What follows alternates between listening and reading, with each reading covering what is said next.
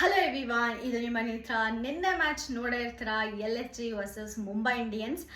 Actually ನೋಡಿರಲ್ಲ ಅನ್ಸುತ್ತೆ most of the members, ಯಾಕೆಂದರೆ 12ವರೆಗೂ ಎಕ್ಸ್ಟೆಂಡ್ ಆಗ್ತಾನೆ ಹೋಯ್ತು ಮ್ಯಾಚು ಮಳೆ ಇರೋದ್ರಿಂದ. ನಾನು ಅಂದ್ಕೊಂಡೆ ಓಕೆ ಒಂದು ಸ್ವಲ್ಪ ಓವರ್ಸಲ್ಲಿ ಯಾರು ಅಂತ ವಿನ್ನರ್ ಅಂತ ಡಿಸ್ಕಸ್ ಮಾಡಿಬಿಟ್ಟು ಮ್ಯಾಚ್ ಕ್ಲೋಸ್ ಮಾಡ್ತಾರೆ ಅಂತ. ಬಟ್ ಇಟ್ಸ್ ಗುಡ್, ಎಂಡ್ವರೆಗೂ ತೊಗೊಂಡೋದ್ರು. ಫೈನಲಿ ನಮ್ಮ ಮುಂಬೈ ಇಂಡಿಯನ್ಸ್ ಅಗೇನ್ ಸೋತ್ರು.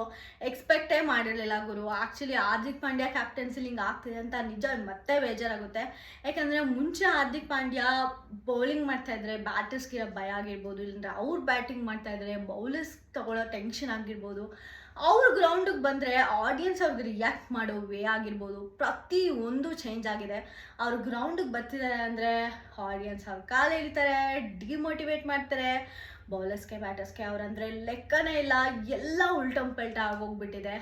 ಅಂದರೆ ರೀಲ್ಸಲ್ಲಿ ಅವ್ರ ಮೇಲೆ ಮಾಡಿದ್ರು ಇನ್ನೊಂದು ಟ್ರೋಲ್ಸ್ ಅಂತೂ ನೆಕ್ಸ್ಟ್ ಲೆವೆಲ್ ಹೋಗ್ತಾಯಿದೆ. Don't look back for your example is Hardik Pandya ಅಂತ ಎಲ್ಲನ ಆ ಥರ ಟ್ರೋಲ್ ಆಗ್ತಾ ಇದ್ರು ಕೂಡ ಅವ್ರಿಗೆ ಲಕ್ ಸಪೋರ್ಟ್ ಮಾಡ್ತಾ ಇಲ್ವಾ, ಏನಾಗ್ತಿದೆ ಅಂತ ನಿಜ ಗೊತ್ತಾಗ್ತಾ ಇಲ್ಲ.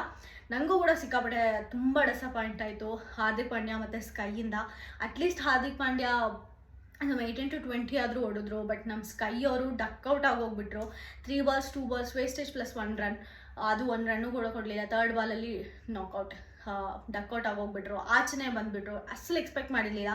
ಸ್ಕೈಯಿಂದ ಇದು ಒಂದು ಗುಡ್ ಮ್ಯಾಚ್ ಆಗುತ್ತೆ ಅಂತಲೇ ಅಂದ್ಕೊಂಡಿದ್ದೆ. ಸ್ಟಾರ್ಟಿಂಗಲ್ಲಿ ಈ ಸಲ ಅಂದರೆ ಒಂದು 18 ಡಿಫ್ರೆನ್ಸಿಂದ ಮುಂಬೈ ಇಂಡಿಯನ್ಸ್ ಗೆದ್ದಿದೆ ಅಂದರೆ ಅದಕ್ಕೆ ನಮ್ಮಂದಿರ್ ಮತ್ತು ರೋಹಿತ್ ಶರ್ಮಾ ಅವರು ಕೂಡ ತುಂಬ ಚೆನ್ನಾಗಿ ಆಡಿದ್ರು, ನಮ್ಮಂದಿರ್ ಆಡಿದ್ರು. ಅದಾದಮೇಲೆ ಮುಂದೆ ಬಂದಿರೋರೆಲ್ಲರೂ ಹಾರ್ದಿಕ್ ಪಾಂಡ್ಯ ಆಗಿರ್ಬೋದು, ಅವರೆಲ್ಲ ಒಂದು ಮಿನಿಮಮ್ ಸ್ಕೋರ್ ಇಟ್ಬಿಟ್ಟು 18 ರನ್ಗೆ ಮ್ಯಾಚ್ ಫಿನಿಷ್ ಮಾಡಿದ್ರು. ಅಂದರೆ 18 run ಡಿಫ್ರೆನ್ಸಿಂದ ಸೋತರು. ಅಷ್ಟು ಈಸಿಯಾಗಿ ಆ್ಯಕ್ಚುಲಿ ಚೇಸ್ ಮಾಡ್ಬೋದಿತ್ತು ಬೇರೆಯವರೆಲ್ಲ ಒಂದು ಸ್ವಲ್ಪ ಕಾಂಟ್ರಿಬ್ಯೂಷನ್ ಕೊಟ್ಟಿದ್ದಿದ್ರೆ. ಯಾಕಂದರೆ ಇದು ಬೇರೆ ಅವ್ರದ್ದು ಲಾಸ್ಟ್ IPL ಮ್ಯಾಚ್ ಇನ್ 2024. ಸೊ ಅದು ಆಗಲಿಲ್ಲ, ಸಿಕ್ಕಾಪಟ್ಟೆ ಬೇಜಾರಾಯಿತು. ಮತ್ತು ಎಲ್ಲಷ್ಟಿದು ಡಿಸ್ಕಸ್ ಮಾಡೋಕ್ಕೆ ಹೋದರೆ ಈ ನಿಖಿಲ್ ಹೊಸಬರನ್ ಅನ್ನೋರು ಸೀರಿಯಸ್ಲಿ ಲಕ್ಕಿ ಚಾಮ್ ಅಂತಲೇ ಹೇಳ್ಬೋದು. ಲಕ್ನೋಗೆ ಸಿಕ್ಕಾಪಟ್ಟೆ ಚೆನ್ನಾಗಿ ಆಡಿದರು. ಅದು ಮಿಡ್ ಓವರ್ಸಲ್ಲಿ ಬಂದುಬಿಟ್ಟು ಅಷ್ಟೊಂದು 6-4 ಹೊಡೆಯೋದಂದರೆ ಸೀರಿಯಸ್ಲಿ ಮಾತಲ್ಲ ಗುರು. ನೀವೆಲ್ಲ ಹೇಳ್ಬೋದು ಅಯ್ಯೋ ಕೊಹ್ಲಿ ಕೂಡ ಹೊಡಿತಾರಲ್ವ ಅಂತ, ಬಟ್ ಕೊಹ್ಲಿ ಅವರು ಪವರ್ ಪ್ಲೇಯಲ್ಲಿ ಬರ್ತಾರೆ, ಇವರು ಮಿಡ್ ಓವರ್ಸಲ್ಲಿ ಅಷ್ಟು ಪ್ರೆಷರ್ ಇರೋ ಒಂದು ಸಿಚುವೇಷನಲ್ಲಿ ಆ ಥರ 6-4 ಹೊಡೆಯೋದು ಸೀರಿಯಸ್ಲಿ ಈಸಿ ಅಲ್ಲ. ಸೆಂಚುರಿ ಹೊಡೆದ್ಬಿಡ್ತಾರೆ ಅಂತ ಅಂದ್ಕೊಂಡೆ ನಾನು ಅವ್ರು ಆಡ್ತಿದ್ದ ಗ್ರೇಸ್ ನೋಡಿದರೆ. ಬಟ್ ಅನ್ಫಾರ್ಚುನೇಟ್ಲಿ ಆಗಲಿಲ್ಲ. ಬಟ್ ಅವ್ರ ಟೀಮ್ಗೆ ಎಷ್ಟು ಬೇಕಾಗಿತ್ತೋ ಅಷ್ಟಂತೂ ಮಾಡಿದರು. ಮತ್ತು ಪಡಿಕಲ್ ಗುರು ಆ್ಯಕ್ಚುಲಿ ರಾಹುಲ್ ಆಗಿರೋದಕ್ಕೆ ಅವರು ಚಾನ್ಸ್ ಕೊಟ್ಟಿದ್ದಾರೆ, ಇಲ್ಲ ಅಂದಿದ್ರೆ ಬೇರೆಯವ್ರು ಯಾರಾದರೂ ಆಗಿದ್ರೆ ಕೊಡ್ತಾ ಇರಲಿಲ್ಲ ಅಂತ ಅನಿಸುತ್ತೆ.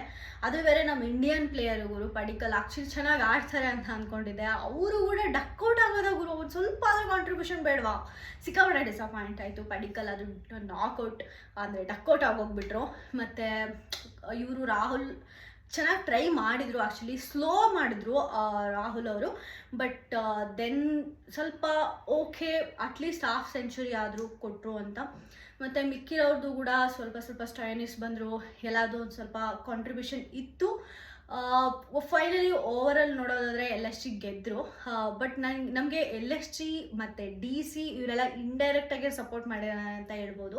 ಯಾಕಂದರೆ ಯಾರಾದರೂ ಒಂದೇ ಒಂದು ಟೀಮ್ ಐದರ್ CSK ಆಗಿರ್ಬೋದು, ಇಲ್ಲಾಂದರೆ LHG ಆಗಿರ್ಬೋದು, ಇಲ್ಲ DC ಆಗಿರ್ಬೋದು, ಈ ಮೂರಲ್ಲಿ ಯಾವುದಾದ್ರೂ ಒಂದೇ ಒಂದು ಟೀಮ್ ಒಂದು ಮ್ಯಾಚ್ ಗೆದ್ದಿದ್ರು ಕೂಡ ಎಕ್ಸ್ಟ್ರಾ 7 ಮ್ಯಾಚ್ ಗೆದ್ದಿದ್ದಾರೆ ಇವಾಗ ಎಲ್ಲರೂ.